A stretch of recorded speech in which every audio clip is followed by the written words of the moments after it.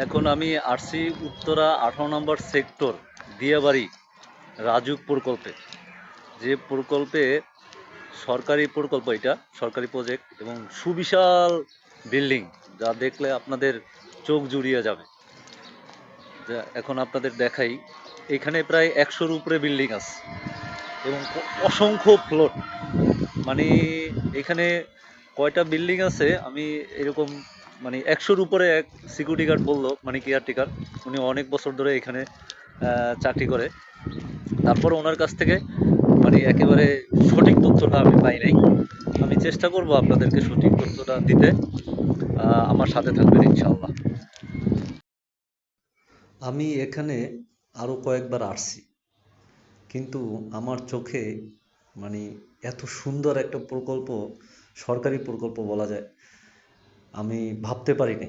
এবং আজকে আমি প্রায়টাই ঘুরে দেখলাম এবং এত সুন্দর লাগলো।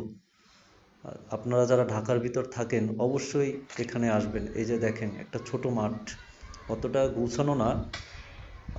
সামনে একটা এই যে শিশু পার্ক আছে, এখানে বাচ্চারা এই রোদের ভিতরেও খেলতেছে, তারা কতটা উপভোগ করতেছে আপনারা দেখবেন।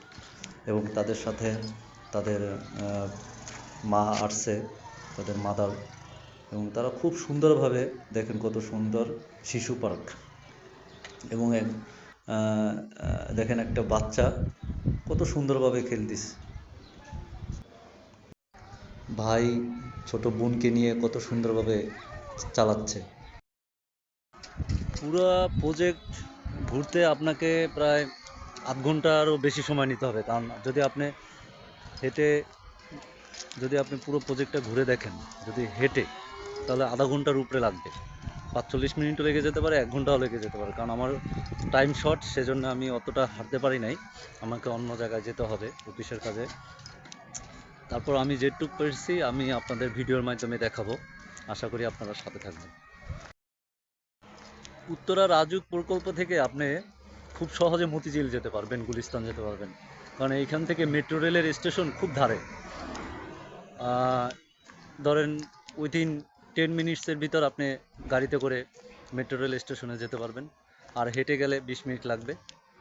ওইখান থেকে স্টেশনে আপনাকে 100 টাকার ভিতর আপনি মতিঝিলে চলে যেতে পারতেছেন। দিয়াবাড়ি স্টেশন থেকে মতিঝিল মেট্রো রেল স্টেশন। এই প্রজেক্টে ইন অ্যান্ড আউট, মানে বের হওয়া এবং ঢোকার রাস্তা দুইটা, তার ভিতর মেইন রাস্তা হলো এই একটা।